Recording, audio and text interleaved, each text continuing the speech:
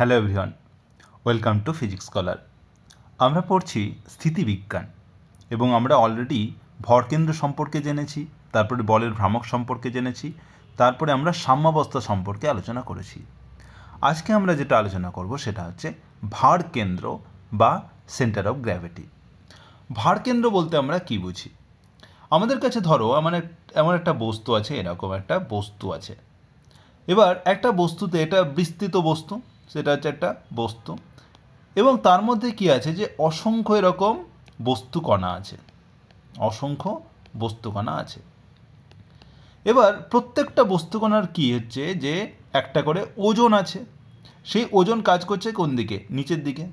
যদি ভর হয় এম আর যদি অভিকর্ষীয় ত্বরণ হচ্ছে জি, তাহলে বস্তুর ওজন কত হচ্ছে? mg। এবার ধরো এটার হচ্ছে ভর হচ্ছে m1, তাহলে পরে এটা হচ্ছে m1g। অন্য একটা বস্তুকণার ভর হচ্ছে m2g, তারপরে বাকিদের হচ্ছে m3g। এইভাবে অসংখ্য যে বস্তুকণা আছে প্রত্যেকের কিন্তু ওজন নিচের দিকে কাজ করবে। তাহলে ওজন বা যেটাকে বাংলাতে আবার ভালো করে ভার বলা হয়, ওজন বা ভার কি হয় যে সবসময় দেখো নিচের দিকে কাজ করছে। এবং প্রত্যেকটা বল যে m1g, m2g, m3g পরস্পরের সমান্তরাল, কারণ সবসময় তারা কিন্তু এই পৃথিবীর যে টানে, কেন্দ্রের টানে কিন্তু আকর্ষণ করছে। তাই এইগুলো হচ্ছে প্রত্যেকটা হচ্ছে পরস্পরের সমান্তরাল বল। এবং এগুলোর ক্রিয়ারেখা বলের যে ক্রিয়ারেখা সেগুলো আলাদা, বলের ক্রিয়ারেখা হচ্ছে আলাদা। মানে একটা বলের ক্রিয়ারেখা দেখো, এইটার m1g হচ্ছে, এটা হচ্ছে ক্রিয়ারেখা, m2g হচ্ছে এইটা হচ্ছে ক্রিয়ারেখা, m3g হচ্ছে এটা হচ্ছে ক্রিয়ারেখা। তাহলে বলের ক্রিয়ারেখা আলাদা, আবার সমান্তরাল, মানে সমান্তরাল বল কিন্তু তার ক্রিয়ারেখা হচ্ছে আলাদা। তাহলে এক্ষেত্রে দেখো যে যতগুলো বল আছে, যে এটাকে আমি ধরলাম f1, এটাকে ধরছি f2, এটা ধরছি f3, এরকম অসংখ্য f4, f5 সমস্ত কিছু আছে।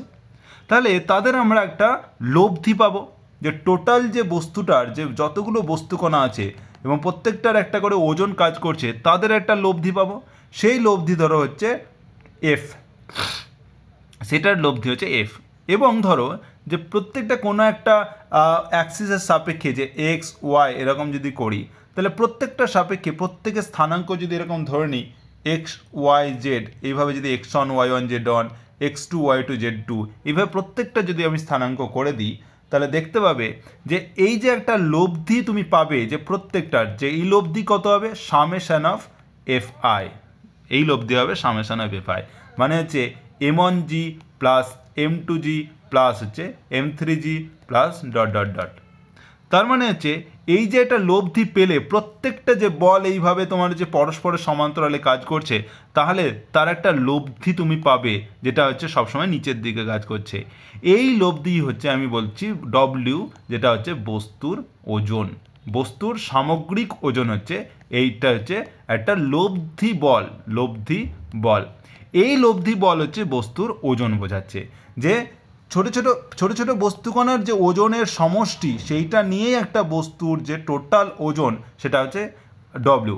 এবার এই লব্ধি বল, এটা যেহেতু একটা লব্ধি বল, তারও একটা ক্রিয়ারেখা থাকবে। সেই ক্রিয়ারেখা ধরো আমি ধরে নিলাম যে কোনো একটা বিন্দু থেকে এইভাবে নিচের দিকে যাচ্ছে, এইটা হচ্ছে ডব্লিউ সমান হচ্ছে এই যে, এটা যদি যোগ করে দেখো তাহলে পাচ্ছ যে জি যদি সমান হয় তাহলে পরে m1 প্লাস m2, এইভাবে লিখতে পারো m1 plus m2 plus m3।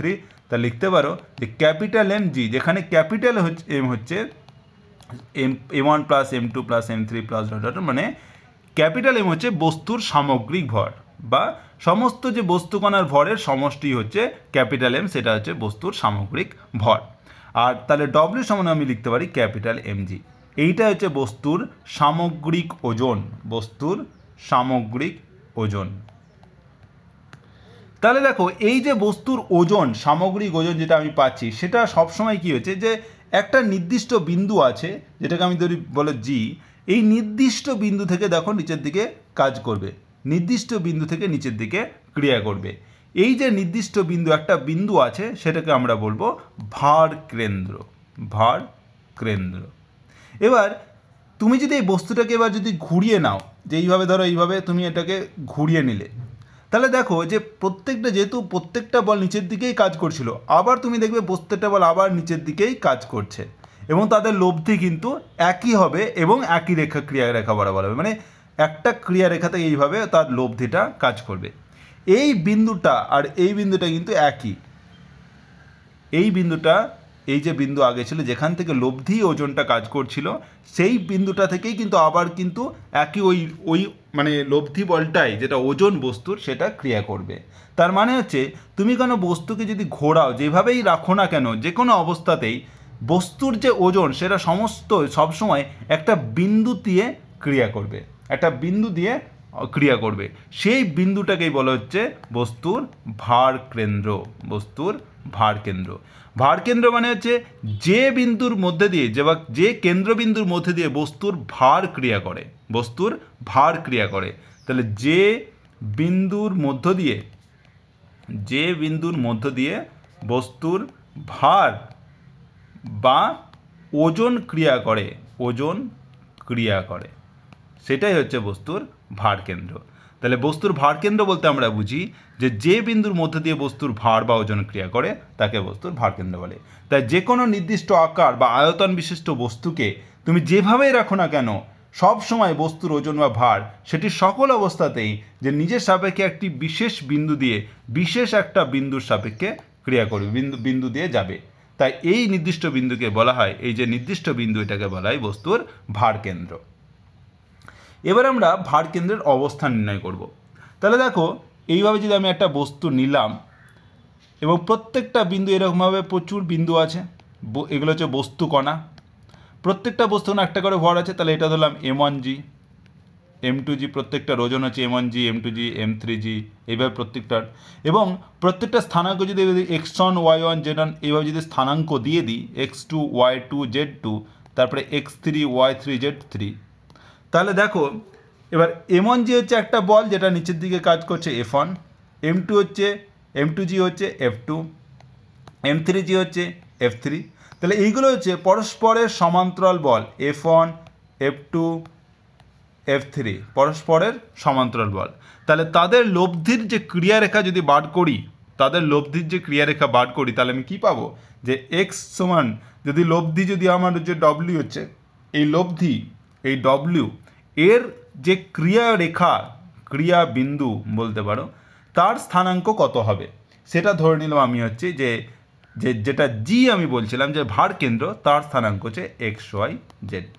তাহলে ভার কেন্দ্র দিয়ে অবশ্যই এই W যে তাদের যে লব্ধি বল, যে F1, F2, F3 লব্ধি বল, সেটা হচ্ছে তাদের ওজন, সেটার ক্রিয়াবিন্দু হচ্ছে একটা ভার কেন্দ্র G, তার স্থানাঙ্ক হচ্ছে XYZ। তাহলে XYZ কী করে পারবো, তাহলে X পাবো আমরা যে ভার কেন্দ্রের স্থানাঙ্ক, যে এইভাবে যে আমরা দেখেছিলাম যে যখন তিনটে সমান্তরাল বল থাকে তাদের ক্ষেত্রে তাদের যে লব্ধি বল হবে তার ডিস্ট্যান্স যদি x বরাবর ডিস্ট্যান্স হয় কত হবে, x সমান হয় F1 x1 plus F2 x2 plus F3 x3 plus dot dot dot by F1 plus F2 plus F3। এটা আমরা আগে যখন আমরা ওই সমান্তরাল বল সময়ের লব্ধি পড়েছিলাম তখন আমরা কিন্তু এটা আমরা আলোচনা করেছি কীভাবে এটা আসছে। তাহলে দেখো এটাই আমরা এখানে ব্যবহার করব। তাহলে দেখো F1 হচ্ছে কি M1G, তাহলে M1G বসিয়ে দাও, তাহলে M1G x1, তারপর হচ্ছে M2G x2, F3 হচ্ছে M3G x3 plus dot dot dot by হচ্ছে দেখো আবার লিখতে পারি M1G, M2G, M3G। এবার যদি G যদি সব জায়গায় যদি সমান হয়, তাহলে দেখো G যদি উপর থেকে কমন নাও তাহলে পাবে M1 x1 plus M2 x2 plus হচ্ছে M3 x3 plus dot dot dot by আবার G কমন নাও M1 plus M2 plus M3। দেখো G কেটে গেল, তাহলে পেয়ে গেলে M1 x1 প্লাস এটাকে লিখতে পারো সামেশান দিয়ে mi xi by summation mi। এবার সামেশান এমআইকে তুমি অবশ্যই ক্যাপিটাল M দিয়েও লিখতে পারো। তাহলে এই পেয়ে গেলে ওর এক্স স্থানাঙ্ক, তাহলে এক্স স্থানাঙ্ক হচ্ছে summation MI XI by summation MI. একইভাবে তুমি যদি তাহলে ওয়াই যদি বার করো তাহলে পাবে summation M I Y I by summation M I, আর জেড পেয়ে যাবে summation M I Z I by summation MI.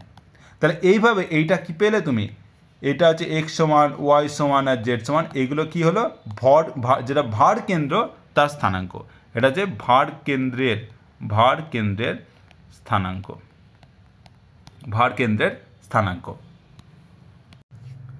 এবার একটা জিনিস, এবার কিছু প্রয়োজনীয় তথ্য যেটা ভারকেন্দ্র সম্পর্কে তোমাদের জানতে হবে সেটা বলছি।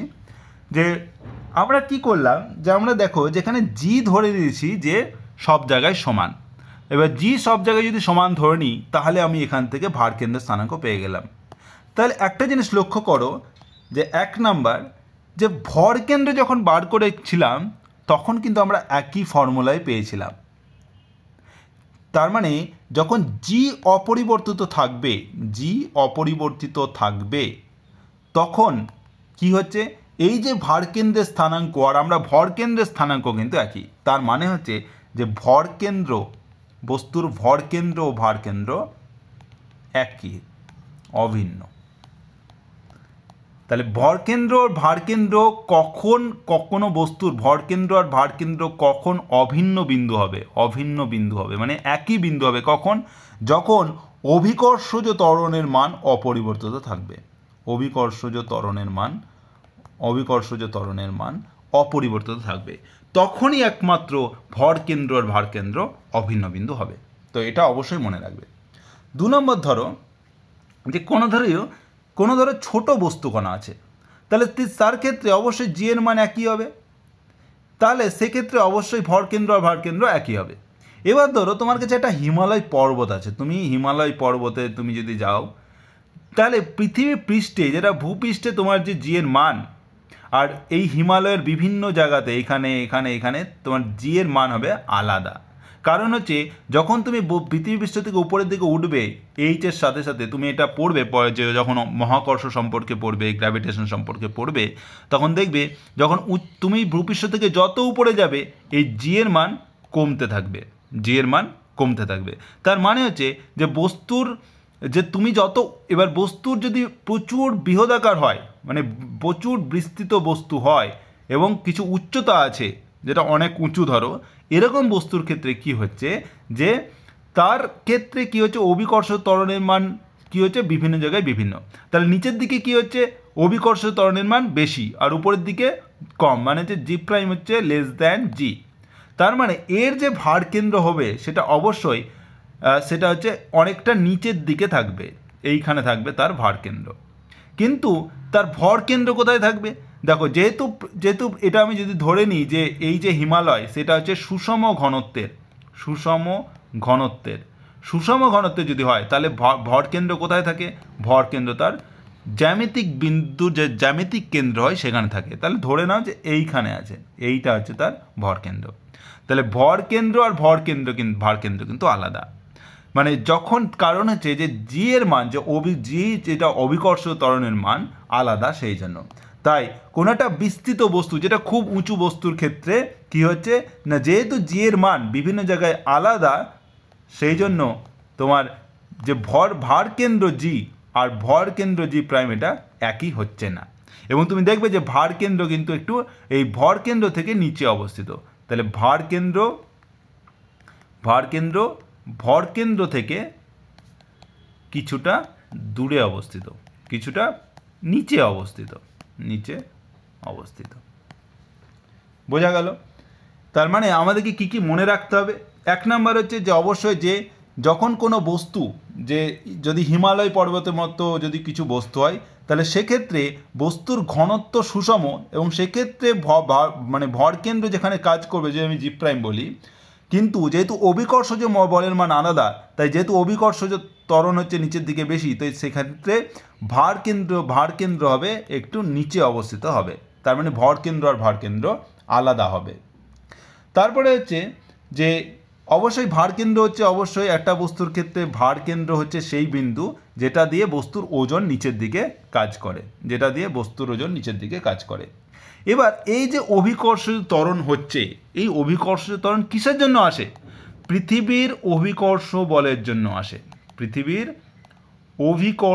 বলের জন্য আসে। তাহলে যেখানে পৃথিবীর অভিকর্ষ বল নেই সেখানে G0, আর G0 মানে কি mg0, তার মানে বস্তুর ওজন বা ভার হচ্ছে 0। তাহলে যেখানে পৃথিবীর অভিকর্ষ বল নেই সেখানে বস্তুর ওজন কি 0। তাই যদি ওজনই না থাকে তাহলে তার ভার কেন্দ্রই বা কেন থাকবে, তাহলে ভার কেন্দ্র থাকবে না। এটা কখন ঘটবে, যখন যেখানে পৃথিবীর অভিকর্ষ বল নেই। যেমন ধরো কোনো একটা বস্তুকে তুমি যেখানে মানে মহাশূন্যে নিয়ে গেলে বা পৃথিবীর কেন্দ্রে নিয়ে গেলে বা মহাশূন্যে নিয়ে গেলে তখন কিন্তু তার ভার কেন্দ্র থাকবে না। অথচ দেখো তার ভর কেন্দ্র কিন্তু ঠিকই থাকবে, কারণ ভর কখনো কিন্তু তুমি যেখানে নিয়ে যাও ভর কিন্তু একই থাকে। তাই একটা বস্তু সুষম ঘনত্বের হলে ভর কেন্দ্র কিন্তু তার জ্যামিতিক কেন্দ্রেই থাকবে। তাহলে ভর কেন্দ্র থাকলেও ভার কেন্দ্র থাকবে না। আর একটা জিনিস মনে রাখবে যে এটা হচ্ছে 2, এবার হচ্ছে 3 নম্বর পয়েন্ট, যে বস্তুর ভার কেন্দ্র কিন্তু একটাই হয়। বস্তুর ভার কেন্দ্র একটাই হবে, যেমন ভর কেন্দ্র একটাই হয় সেরকম ভার কেন্দ্র একটাই হবে। কেন হবে না, যদি ধরো যে একটা বস্তুর হচ্ছে দুটো ভার কেন্দ্র আমি ধরে নিলাম, ধরো এটা হচ্ছে জি, এটা হচ্ছে জি প্রাইম, দুটো হচ্ছে ভার কেন্দ্র। ভার কেন্দ্র মানে কি, যে বিন্দু দিয়ে বস্তুর সমগ্র ওজন ক্রিয়া করবে। তাহলে এইভাবে এটা দিয়ে অবশ্যই এমজি কাজ করছে এবং একই রেখা বরাবর ধরো এটাও এমজি কাজ করছে, তাহলে এক্ষেত্রে বলতে পারি জি আর জি প্রাইম হচ্ছে ভার কেন্দ্র। কিন্তু আমাদের কি ছিল, ভার কেন্দ্র মানে হচ্ছে যখন বস্তুটাকে যেভাবেই রাখা হোক না কেন, যদি এই বস্তুটাকে এবার ঘুরিয়ে দিলাম তাহলে সেক্ষেত্রে এইটা জি যদি হয় এইটা হবে তোমার জি প্রাইম, তাহলে দেখো এবার কিন্তু যদি বস্তুর ওজন কাজ করে তাহলে এইটা এদিকে যেহেতু নিচের দিকেই তোমার ওজন কাজ করবে, তার মানে কি যদি দুটি ভার কেন্দ্র থাকে তাহলে দুটো দিয়েই এমজি কাজ করবে। কিন্তু দেখো এক্ষেত্রে হচ্ছে বলের ক্রিয়ারেখা আলাদা হয়ে গেল, দুটো ক্রিয়ারেখা আলাদা, তাই জি আর জি প্রাইম আলাদা হতে পারে না। তার মানে জি আর জি প্রাইম একই। তার মানে বস্তুর ক্ষেত্রে তুমি যেভাবে রাখো না কেন বস্তুর ভার কেন্দ্র কিন্তু একটাই বিন্দু, ভার কেন্দ্র হচ্ছে অদ্বিতীয়। তাই বস্তুর ভার কেন্দ্র হচ্ছে একটাই বিন্দু। ওকে, এবার হচ্ছে ভার কেন্দ্র আর ভর কেন্দ্রের মধ্যে পার্থক্য কি। তাহলে 1 নম্বর পার্থক্য যে ভর কেন্দ্র বলতে আমরা কি বুঝিয়েছিলাম, যে ভর কেন্দ্র হচ্ছে এমন একটা বিন্দু, বস্তুর এমন একটা বিন্দু যে বিন্দু দিয়ে কোনো একটা বল যদি ক্রিয়া করে তাহলে বস্তুর কি হয়, শুধুমাত্র রৈখিক গতি হয়, কোনো আবর্ত গতি বা মিশ্র গতি হয় না। তার মানে কোনো আবর্ত গতি হয় না, শুধুমাত্র রৈখিক গতি হয়, আবর্ত গতি হয় না। সেইটা হচ্ছে বস্তুর ভর কেন্দ্র। আর ভার কেন্দ্র আমরা কি পড়লাম আজকে, যে ভার কেন্দ্র হচ্ছে যে বস্তুর মধ্যে এমন একটা বিন্দু যেটা দিয়ে বস্তুর সমগ্র ওজন নিচের দিকে কাজ করে, উল্লম্বভাবে নিচের দিকে কাজ করে। এটা হচ্ছে বস্তুর ভার কেন্দ্র। তাহলে এটা হচ্ছে ভর কেন্দ্রের সংজ্ঞা আলাদা, ভার কেন্দ্রের সংজ্ঞা কিন্তু আলাদা। 2 নম্বর, এবার ধরো যে যেখানে পৃথিবীর অভিকর্ষ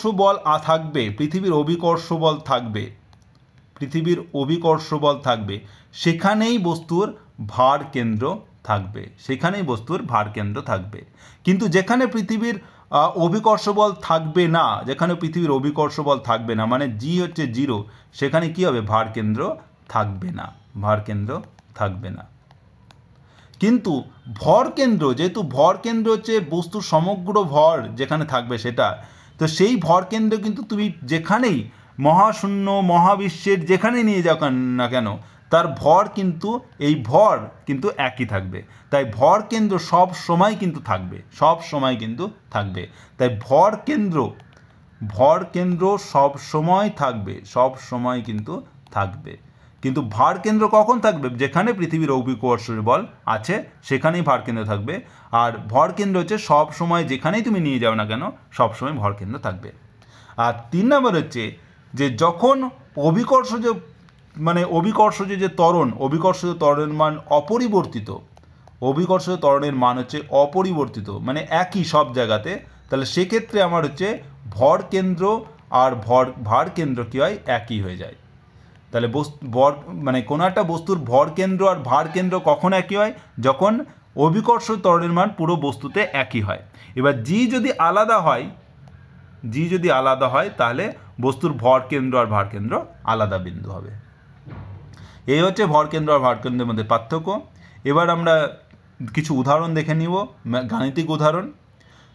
ডব্লিউ ওজনের একটি দণ্ড দুটি তীক্ষ্ণ অবলম্বন এ ও বি এর ওপর অনুভূমিকভাবে স্থির অবস্থায় আছে।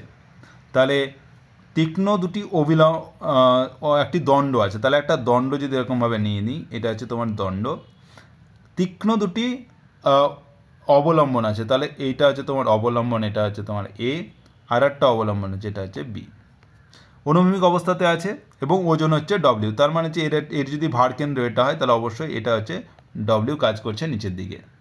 তাহলে এইটা ধরে নিলাম ভার কেন্দ্র হচ্ছে সি, তাহলে সি হচ্ছে ভার কেন্দ্র। অবলম্বন দুটির পারস্পরিক দূরত্ব হচ্ছে ডি, তাহলে অবলম্বন দুটির পারস্পরিক দূরত্ব মানে এই টোটাল ডিস্টেন্সটা হচ্ছে ডি, আর এ থেকে দণ্ডটির ভার কেন্দ্রের দূরত্ব এক্স, তার মানে এই দূরত্বটা হচ্ছে এক্স। তাহলে এ থেকে ভার কেন্দ্রের দূরত্ব এসি সমান হচ্ছে এক্স, তাহলে বি থেকে ভার কেন্দ্রের দূরত্ব বিসি কত হবে, বিসি হচ্ছে টোটাল ডিস্টেন্স হচ্ছে ডি মাইনাস এক্স। তাহলে বলো এ আর বি বিন্দুতে অভিলম্ব প্রতিক্রিয়া কত, মানে যদি ধরো এখানে কাজ করছে অভিলম্ব প্রতিক্রিয়া উপরের দিকে কাজ করবে সেটা হচ্ছে R1, আর উপর দিকে কাজ করবে এদিকে হচ্ছে R2, তাহলে R1 আর R2 কত হবে, R1 আর R2 কত হবে। তাহলে আমরা কি দেখব, যেহেতু অনুভূমিকভাবে স্থিরাবস্থায় আছে, অনুভূমিকভাবে স্থিরাবস্থায় আছে, তার মানে হচ্ছে যে বস্তুর ওপর সমস্ত লব্ধি বল জিরো, মানে সামেশন এফআই সমান জিরো, সামেশন এফআই সমান জিরো।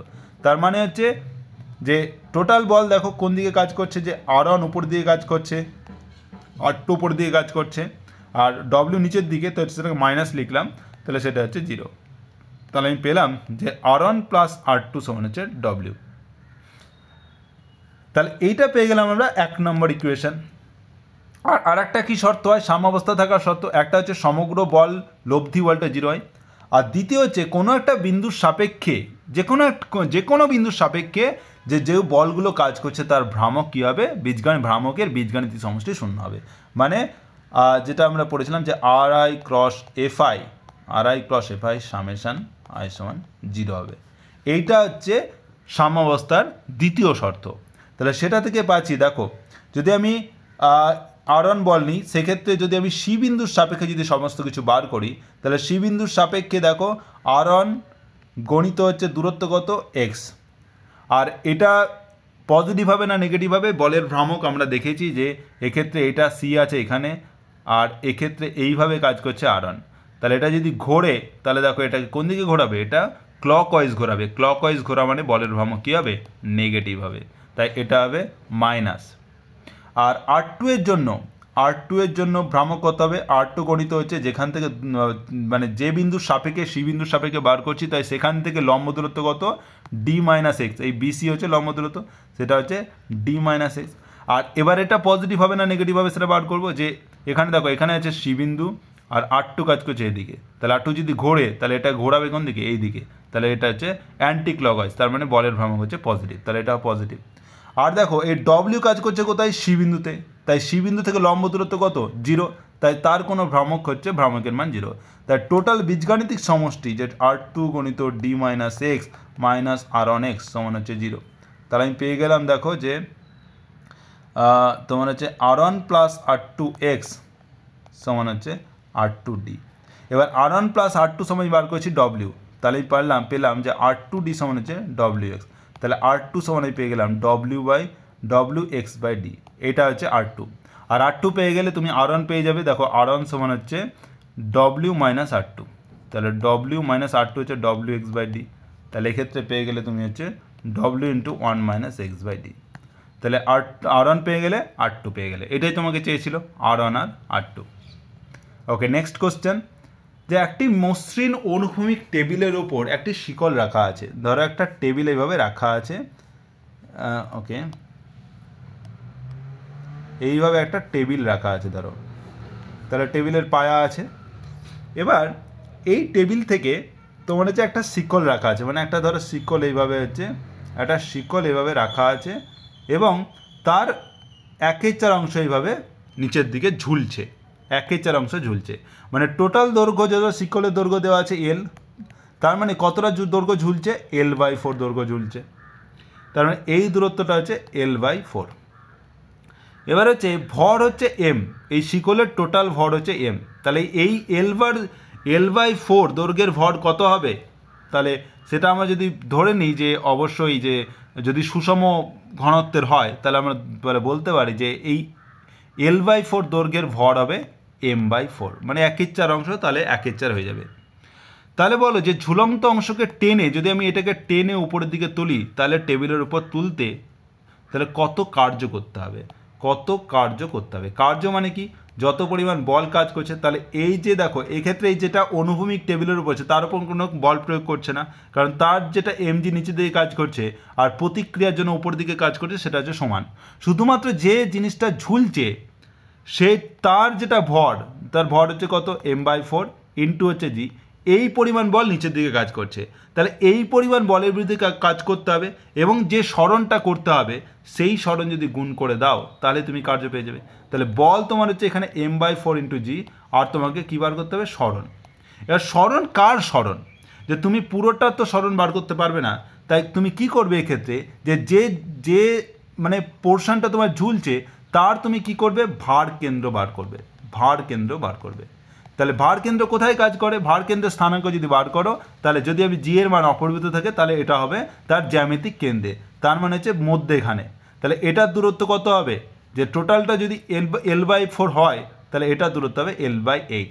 তাহলে ভার কেন্দ্রের তাহলে L/8। এবার তাহলে এই চেনটা, যেটা শিকলটা যে পোর্শনটা ঝুলছে সেটাকে যদি টেনে যদি টেবিলের উপর নিয়ে যাও তাহলে এই L/8 দূরত্ব তোমাকে তুলতে হবে। মানে ভার কেন্দ্র, আমি এই পুরোটাকে একটা বিন্দু দিয়ে আমি ব্যাখ্যা করছি যে টোটাল যে লব্ধি বলটা কাজ করছে এই বিন্দু দিয়ে জি দিয়ে, তাহলে এই জি বিন্দুটা কত দূরত্ব আছে টেবিল থেকে, L/8। তাহলে এইটাকে যদি তুলতে আমার কতটা সরণ হবে, L/8। তাই তোমার সরণ, তাহলে বস্তুর টোটাল ভর হচ্ছে m/4, মানে এই যে পোর্শনটা ঝুলছে তার ভর হচ্ছে m/4, আর ত্বরণ হচ্ছে জি, সরণ হচ্ছে L/8। তাহলে দেখো mgL/32, এইটা হচ্ছে তোমার হচ্ছে ওই শিকল যেটুকু ঝুলছে L/4 অংশটিকে, এটাকে তুলতে কাজ করতে হবে mgL/32। ওকে, আজকে এই পর্যন্তই। তাহলে আমরা কি পড়লাম আজকে আমরা পড়লাম ভার কেন্দ্র। তাহলে তোমাদেরকে কী জিনিস মনে রাখতে হবে, এখান থেকে একটা এমসিকিউ অবশ্যই দিতে পারে যে ভার কেন্দ্র বলতে অবশ্যই কী বুঝি সেটা বুঝে নেবে। যে ভার কেন্দ্র বলতে হচ্ছে যে বস্তুর মধ্যে, যে বিন্দুর মধ্যে দিয়ে বস্তুর ভার বা ওজন ক্রিয়া রাখে, বস্তুকে যেভাবে রাখো না কেন যে বিন্দুর মধ্যে দিয়ে বস্তুর ভার বা ওজন ক্রিয়া করে রাখে।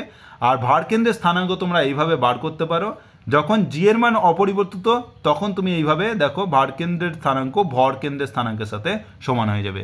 যদি জি এর মান আলাদা হয়, ধরো m1 g1, তাহলে তোমাকে লিখতে হবে এরকমভাবে যে x সমান হচ্ছে m1 g1 x1 plus m2 g2 x2, এইভাবে তোমাকে লিখতে হবে। আর m1 g1 plus m2 g2, তখন তুমি কিন্তু জিটাকে কাটতে পারবে না যখন জি এর মান আলাদা হবে। আর অবশ্যই যখন, তাহলে বস্তুর ভর কেন্দ্র আর ভার কেন্দ্র কখন একই বিন্দু হবে, যখন জি এর মান একই হবে, এটা কিন্তু মনে রাখবে। আর বিস্তৃত বস্তুর ক্ষেত্রে অবশ্যই জি এর মান আলাদা হয়, তাই ভর কেন্দ্র মানে ভার কেন্দ্র ভর কেন্দ্র থেকে কিছুটা নিচে অবস্থান করে। আর যেখানে পৃথিবীর অভিকর্ষ বল থাকে না সেখানে অবশ্যই ভার কেন্দ্র থাকে না। আর ভার কেন্দ্র অবশ্যই একটাই বিন্দু, মানে একাধিক নয়, একটাই বিন্দু বস্তুর মধ্যে। তো এই হচ্ছে তোমাদের ভার কেন্দ্র। তো আশা করি তোমরা বুঝতে পেরেছো। যদি কোনো কনফিউশন থাকে তো অবশ্যই তোমরা কমেন্ট করতে পারো, আর যারা হোয়াটসঅ্যাপ গ্রুপে আছো তারা অবশ্যই আমাকে মেসেজ করতে পারো। তো আজকে এই পর্যন্তই, থ্যাংক ইউ।